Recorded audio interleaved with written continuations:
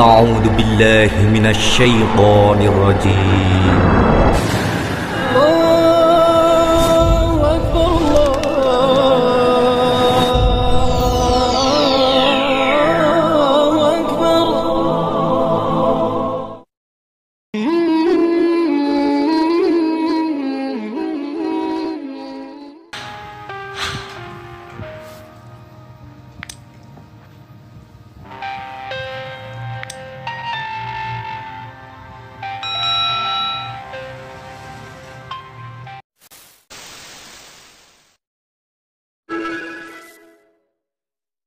Assalamualaikum warahmatullahi wabarakatuh.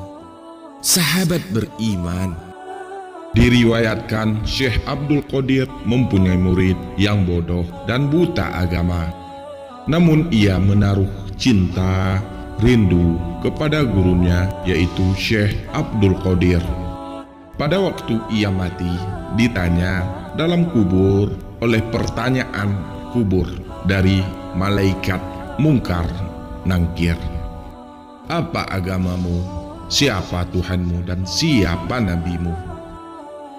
Si mayat yang merupakan anak murid bodoh dari Syekh Abdul Qadir Jailani ini menjawab, "Saya tidak tahu.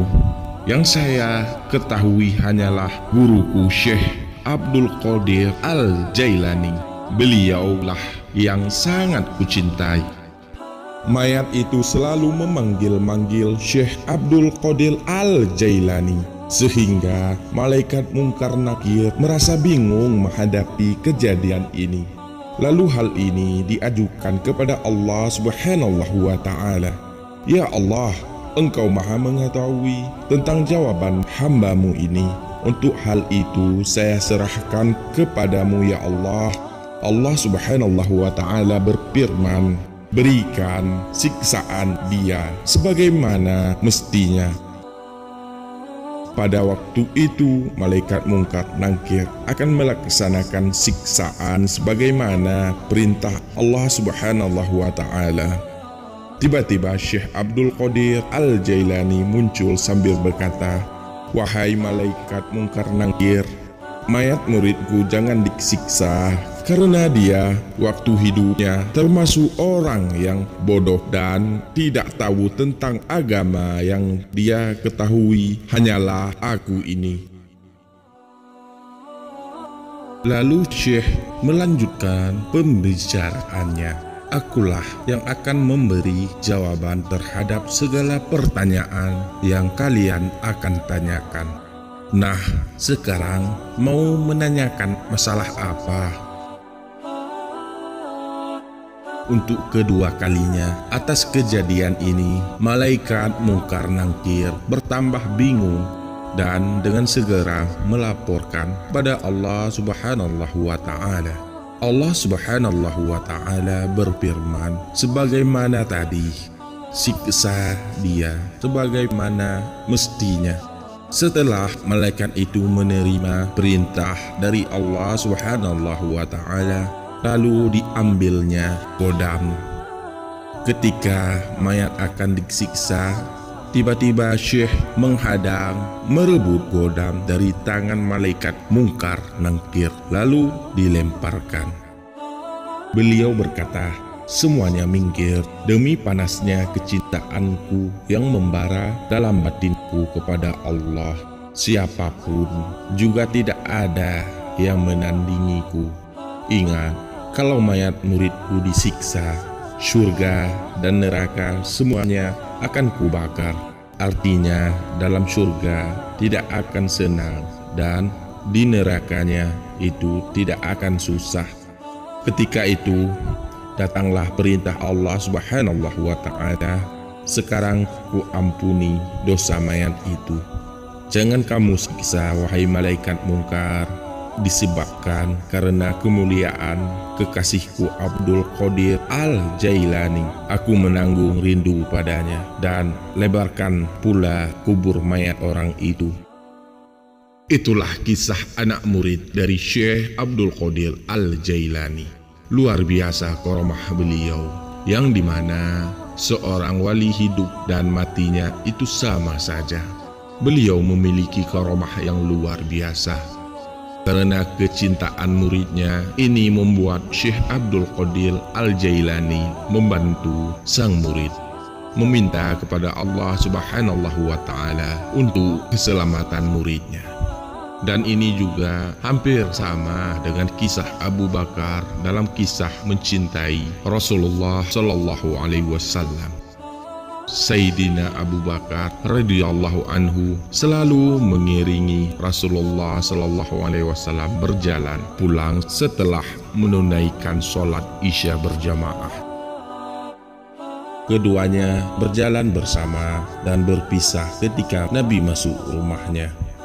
Meski berpisah sesaat, tapi terasa berat bagi seorang Abu Bakar. Karenanya, terkadang beliau duduk dan terjaga semalam suntuk di depan pintu rumah Nabi hingga fajar tiba.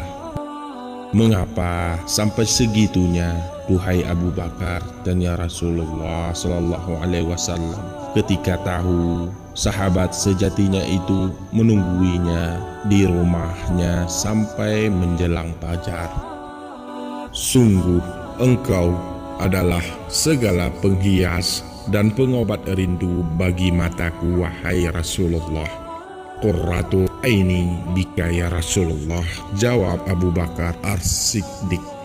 Subhanallah, begitulah kecintaan mendalam seorang Abu Bakar As-Siddiq kepada sang Nabi Rasulullah Sallallahu Alaihi Wasallam. Lalu, bagaimana dengan kita yang tak pernah tahu bagaimana rupa Rasulullah Sallallahu Alaihi Wasallam?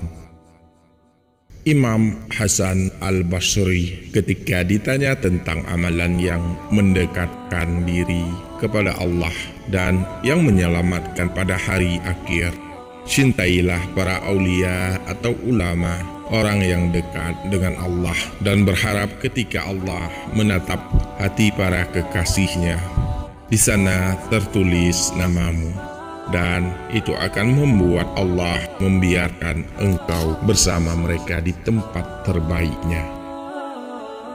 Ulama adalah orang-orang yang berjuang di jalan agama melalui ilmu. Mereka adalah orang-orang yang mewarisi Nabi dalam menjaga dan menciarkan ilmu-ilmunya. Dari lisan dan amal mereka, umat mendapati hasanah pengetahuan untuk tetap berpegang pada kebenaran di atas Al-Quran dan As-Sunnah. Dengan mencintai ulama, maka pasti yang ditemukan adalah kebaikan dan keberkahan. Mengambil tangan ulama lalu menciumnya adalah hal indah yang didapat dari mereka yang mencintai ulama, apalagi menziarahi dan bersilaturahmi kepadanya. Sebut sebuah hadis, barang siapa mengunjungi orang alim, maka ia seperti mengunjungiku. Barang siapa berjabat tangan kepada orang alim, ia seperti berjabat tangan denganku. Barang siapa duduk bersama orang alim, maka ia seperti duduk denganku di dunia. Dan barang siapa yang duduk bersama orang alim di dunia, maka Allah mendudukkannya pada hari kiamat bersama. Kitab Lubabul Hadis. Dari Abu Hurairah radhiyallahu anhu, saya mendengar Rasulullah sallallahu alaihi wasallam bersabda, barang siapa mengunjungi orang alim, maka aku menjamin kepadanya dimasukkan surga oleh Allah. Mencintai ulama berarti mencintai dan meneruskannya dalam amal setiap nasihatnya. Mencintai ulama berarti siap menyokong dan membelanya. Mencintai ulama berarti bersiap menjemput syahid jika ada titah turun kepadanya. Semoga umat di negeri ini semakin cerdas dalam menyebar cinta kepada para ulamanya. Ulama yang disayang bukan malah ditendang. Ulama yang dicintai bukan malah dizalimi. Insya Allah. Sahabat beriman, semoga kisah ini dapat menambah iman kita kepada Allah Subhanahu wa Ta'ala. Amin, amin ya rabbal alamin. Sahabat beriman, terima kasih sudah menonton. semoga bermanfaat bagi kita semua. Dan semoga channel ini terus berkembang agar senantiasa memberikan hal-hal yang bermanfaat untuk kita semua. Amin ya rabbal alamin. Semua yang baik datangnya dari Allah Subhanahu wa ta'ala, dan segala kekilafan mohon dimaafkan. Akhirul kalam, wabillahi taufiq wa hidayah. Wassalamualaikum warahmatullahi wabarakatuh.